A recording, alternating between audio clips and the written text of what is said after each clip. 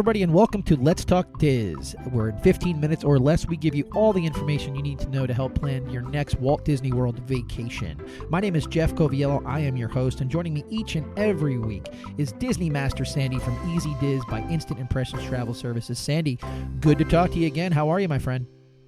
I am great, Jeff. How are you doing this morning? I couldn't be better. Well, that's not true. I could be better. I could be in Walt Disney World as opposed to sitting in the cold weather that I am up here in New Jersey, but you can't have everything. That is true. Think warm thoughts, and I'm sure you'll be back soon. That's right. I'm like Olaf. I'm just sitting here hoping that I could get some summer right now. That'd be fantastic. So one of the things that we had talked about that we definitely wanted to discuss as soon as this idea came to the table was the Riviera Resort. It's a brand new resort that opened up in Walt Disney World. Still rolling some things out as far as I understand. So I'm gonna just kind of throw it over to you right now.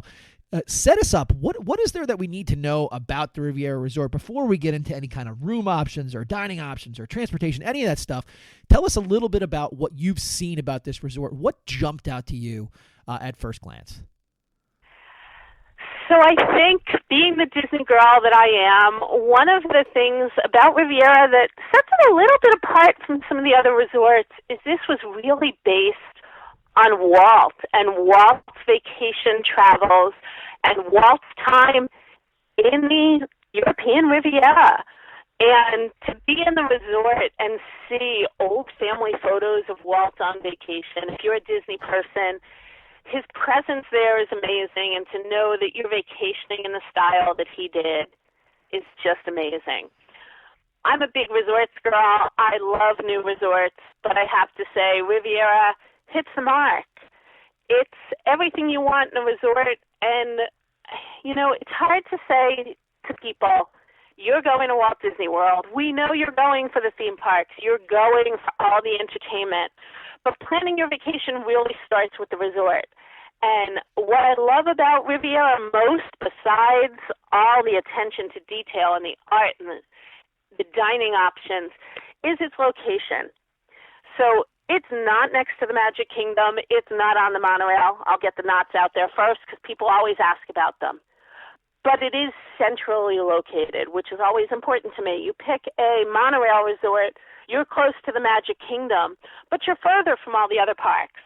This one is really center of the property, so you're in a great location to get anywhere, and it's got the new Skyliner. So hop on, you're one stop to Epcot, about 7-minute ride, take one stop over, switch at the Caribbean Beach Station, and take the gondola over to Hollywood Studios. Or it's got its own buses. And to me, exclusive one-stop busing is a big thing because, again, the resorts are beautiful. You want to enjoy your downtime. But let's be honest, it's about getting into the parks. And it's about time, right? It's about maximizing the amount of time you possibly can have to get from one place to the other. So I'm going to circle back to transportation in a couple of minutes.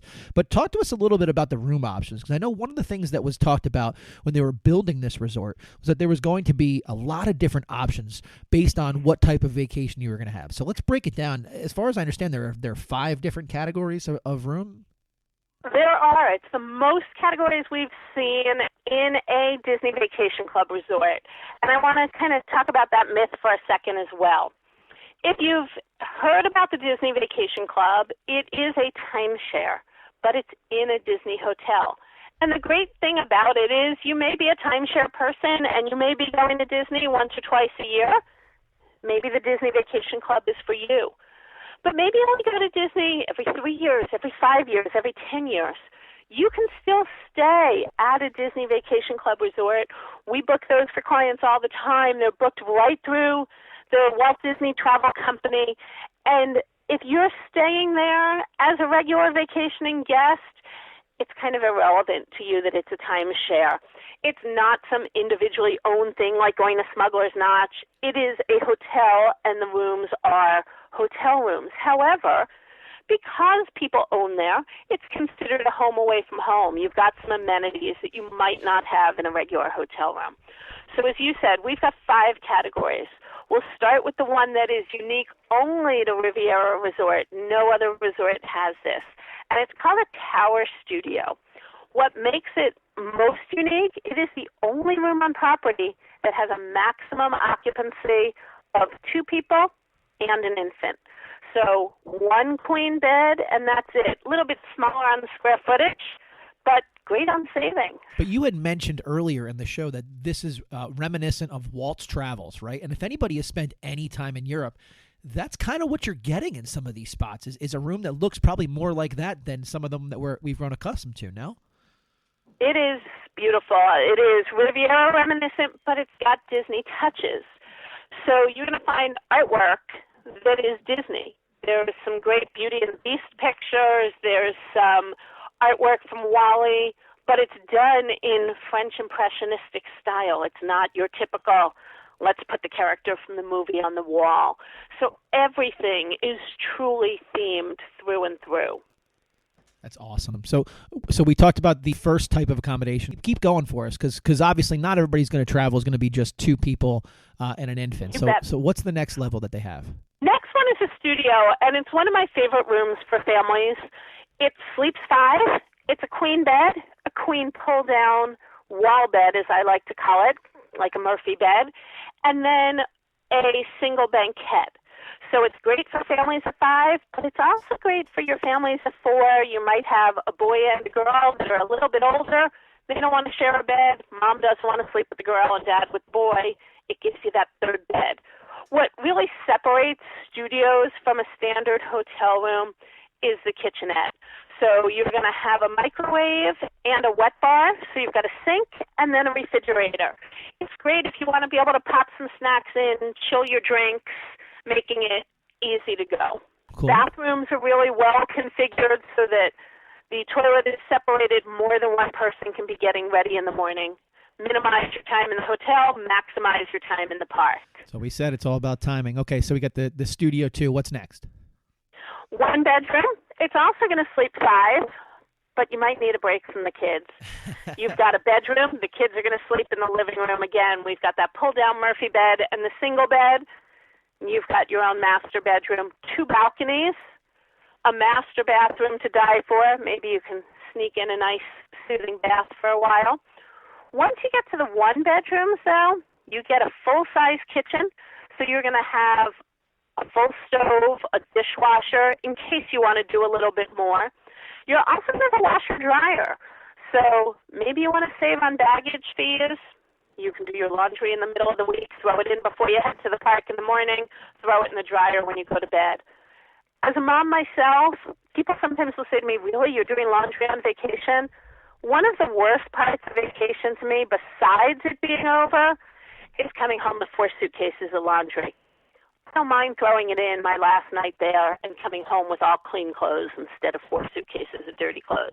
I tend to agree with you. I will say that the 1-bedroom accommodation has slowly become one of my favorite accommodations to take as a family, and for a lot of the reasons that you just said. Okay, so we've got the studio, we've got the room that's built for 2 as we started off there, and then we've got the studio, and then the 1 bedroom. So where do we go from there? 2 bedrooms, sleeps up to 9, master bedroom with a queen, second bedroom with a queen and a pull-out queen, living room with a pull-out and a banquette. Again, we've got the full kitchen, the washer-dryer, 2 full baths that are both sectioned off so you could really have 4 people getting ready at a time. Lots of space, good way to share. Maybe you're bringing grandma and grandpa and they're going to babysit one night and you're going to sneak out. It's kind of like a guaranteed connector room. Fantastic. Okay. So a 2-bedroom is actually a studio and a 1-bedroom put together. That's what I was going to ask. So it's actually 2 different accommodations built together to then reach that other accommodation. You bet. Okay. And then what's next?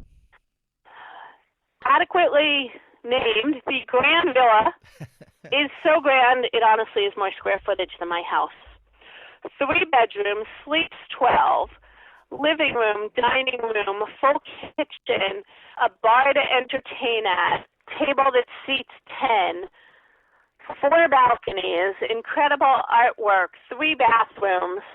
I've hosted parties in them, in all honesty. We've had lots of fun, big family dinners. We've had clients and their families.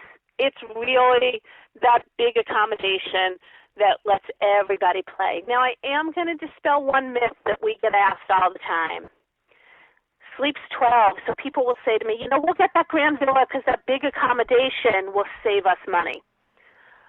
I love the Grand Villa. There's nothing like it for space and luxury. However, Disney's all about square footage.